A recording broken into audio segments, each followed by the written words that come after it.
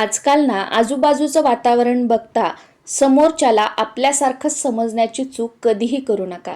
भलेही समोरच्या व्यक्तीला तुम्ही आपलं मानता, त्याच्याविषयी सगळं चांगलं व्हावं असं तुम्हाला वाटतं, त्या व्यक्तीबद्दल तुम्हाला प्रेम आहे, आत्मीयता आहे, पण समोरचा व्यक्ती खरोखरच तुम्हाला आपलं मानतो का? त्याच्या मनामध्ये तुमच्याबद्दल काय आहे हे तर आपण नाही ओळखू शकत. कारण आजकाल बघा, आपली माणसं असू द्या किंवा परकी असू द्या, समोर गोड गोड बोलतात, आपल्यासमोर हसतात, आपल्या घरात येतात जातात, पण आपलं काही चांगलं झालं की त्यांना देखवत नाही. एखादा व्यक्ती पुढे गेला किंवा त्याची प्रगती झाली तर लोक असं म्हणणार नाही की हो, त्याच्या बुद्धीचा वापर करून कष्टाने तो पुढे गेला, पण या उलट काय, त्याने 2 नंबरचंच काम केलं असेल, काहीतरी झोलझाल केला असेल म्हणून एवढ्या लवकर पुढे गेला, एवढ्या लवकर घर घेतलं, गाडी घेतली, अशा गोष्टी बोलणार. आणि आपण काय आहे ना, की आपल्या ताटामध्ये चटणी भाकरी आहे तर आपल्या ताटात त्या चटणी भाकरीऐवजी आपण पुरणपोळी कशी आणू शकणार यासाठी आपण प्रयत्न नाही करणार, याचा विचार नाही करणार. पण दुसऱ्याच्या ताटात पुरणपोळी जी आहे ती पुरणपोळी काढून घेऊन त्याच्या ताटात चटणी भाकरी कशी येईल याच्यासाठी आपण आतोनात प्रयत्न करू आणि एक वेळ लागलं तर कष्ट सुद्धा करू, पण स्वतःची परिस्थिती बदलावी याचा विचारही करणार नाही आणि त्यासाठी कष्टही करणार नाही. समोरच्याला कसं मागे खेचता येईल याचा मात्र आपण नक्की बंदोबस्त करतो. अशी आहेत आजकाल काही लोक. आता सगळीच लोक वाईट आहेत का हो, तर अजिबात नाही. सगळीच लोक चांगली आहेत का, तर अजिबात नाही. आजकाल ना मग कोण चांगलं कोण वाईट, कोण आपलं कोण आपल्याशी कशा विचारांनी वागतंय हे ओळखणं खूप महत्त्वाचं आहे. आणि ही एक कला आहे आणि ती प्रत्येकामध्ये आजकाल असणं, ती आत्मसात करणं खूप गरजेचं आहे. तुम्ही ही एक गोष्ट आपल्या आजूबाजूला कधी ऑब्झर्व केलेली आहे का? मला तर ना ही गोष्ट आठवली ना, कधी कधी मी मनातली मनातच हसते. आपल्या आजूबाजूला बघा, आपले शेजारी असतील किंवा आपले मित्रमंडळी असतील किंवा नातेवाईक असतील, कधीतरी ना कोणाला तरी काहीतरी नावं ठेवतात. ही अशी, याची मुलगी अशी, त्याचा मुलगा तसा, याचं असंच झालं पाहिजे, बघा काही दिवसांनी याच्या घरात तसंच होणार, किंवा अजून काही गोष्टी असतील म्हणतात. आणि काही दिवसांनी ना जो व्यक्ती असं बोलला होता की त्याच्या घरात असं व्हावं किंवा हिचं असं व्हावं, त्याचं तसं व्हावं, त्या व्यक्तीच्या घरातच त्याने स्वतः बोललेल्या गोष्टी घडतात. आणि तो व्यक्ती ज्या समोरच्या व्यक्तीला बोलला होता की याचं असं व्हावं तसं व्हावं, ती व्यक्ती खूप पुढे जाते, त्या व्यक्तीची प्रगती होते, ती कधी मागे वळूनही बघत नाही. पण जी व्यक्ती बोललेली होते ना, त्या सगळ्या बोललेल्या गोष्टी त्या व्यक्तीच्या स्वतःच्याच घरामध्ये घडतात. मग मुलांसोबत असो, स्वतःसोबत असो किंवा कोणासोबत असो. कधी तुम्ही असं बघितलेलं आहे का? मी माझ्या आजूबाजूला बऱ्याच वेळेला हे बघितलेलं आहे आणि खरोखर हसू सुद्धा येतं. अरे, ही तर व्यक्ती असं असं बोलली होती समोरच्याला आणि आज याच्याच घरामध्ये असं असं घडलेलं आहे.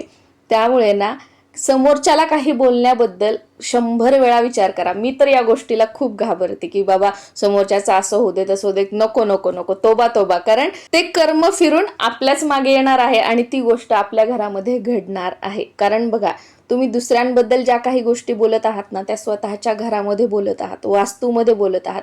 आणि तुमचं ते घर किरायाचं असो किंवा स्वतःचं असतो, तुमच्या घरामध्ये वास्तुदेवता राहते. आणि तुम्ही ज्याही काही गोष्टी तुमच्या तोंडातून काढतायत त्या प्रत्येक गोष्टीला तुमची वास्तू तथास्तू म्हणत आहे. भलेही तुम्ही दुसऱ्यांबद्दल बोलताय, पण त्या वास्तूला माहित नाही ना की तुम्ही दुसऱ्यांबद्दल बोलताय. मग ती तथास्तू म्हणते आणि त्या गोष्टी काही दिवसांनी तुमच्यासोबतच घडतात. समोरचा व्यक्ती मात्र आरामात असतो, आनंदित असतो. तुम्ही जे काही बोलताय त्याचा त्याला काहीही फरक पडत नाही. आणि दुसरी गोष्ट म्हणजे कर्म. कर्म फिरून हे येतातच येतात. त्यामुळे समोरच्याला कसं मागे खेचता येईल हे प्रयत्न करण्यापेक्षा आपल्या स्वतःची प्रगती कशी होईल याचे प्रयत्न मात्र नक्कीच करा. आणि वर्षातील बघा, अशा काही तिथी असतात, असे काही सणवार असतात की त्या सणावारांची, त्या तिथींची लोक आवर्जून वाट बघतात. आता चांगले उपाय, चांगले तोडगे करण्यासाठी सुद्धा या सणावारांची वाट बघितली जाते किंवा काही वाईट गोष्टी करण्यासाठी सुद्धा या सणावारांची वाट बघितली जाते. आणि त्यातलाच एक सण म्हणजे होळी. होळीला जेवढे चांगले उपाय केले जातात, आपल्या मागची इडापिडा टळण्यासाठी जेवढ्या आपण गोष्टी करतो, तेवढंच लोकांचं वाईट कसं करता येईल अशा गोष्टी सुद्धा बरेच जण करत असतात. त्यामुळे आजकाल काय आहे ना, की आपण सावध राहणं गरजेचं आहे. सुरुवातीला सांगितल्याप्रमाणे समोरच्याच्या मनात आपल्याबद्दल काय आहे हे तर आपण नाही ओळखू शकत, मग आपण सावधानगिरी तर नक्कीच बाळगू शकतो. बऱ्याच प्रमाणात या वाईट गोष्टी खाण्यातून केल्या जातात. कारण असं म्हटलं जातं की खाण्यातून या वाईट गोष्टी केल्या तर लवकर त्याचा काट नसतो आणि होळीला तर या गोष्टी जास्त प्रमाणात खाण्यातूनच केल्या जातात आणि या वाईट गोष्टी करण्यासाठी ना काही विशिष्ट असे पदार्थ वापरले जातात की त्या पदार्थांचा वापर करून या वाईट गोष्टी केल्या जातात. त्यामुळे आपण थोडीशी सावधानगिरी बाळगायची आहे.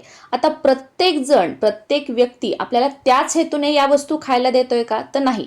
सुरुवातीला सांगितल्याप्रमाणे थोडंसं ओळखायचं आणि बघा बऱ्याच वेळेला आपल्याला माहीत असतं की ही व्यक्ती माझ्याबद्दल असा विचार करते किंवा आपल्या मनामध्ये इंट्युशन येतं किंवा आपल्या डोक्यामध्ये विचार असतात की या व्यक्तीची नजर अशी आहे किंवा याला माझं चांगलं देखवत नाही, काही डाऊट वगैरे असतो. तर त्या व्यक्तीपासून आपण सावधान राहायचं आणि ती व्यक्ती जर तुम्हाला जबरदस्ती एखादी वस्तू खायला देत असेल तर काय करायचं, अगोदर त्या व्यक्तीला खायला घालायचा 1-2 घास आणि नंतर मग आपण ती वस्तू खायची आहे.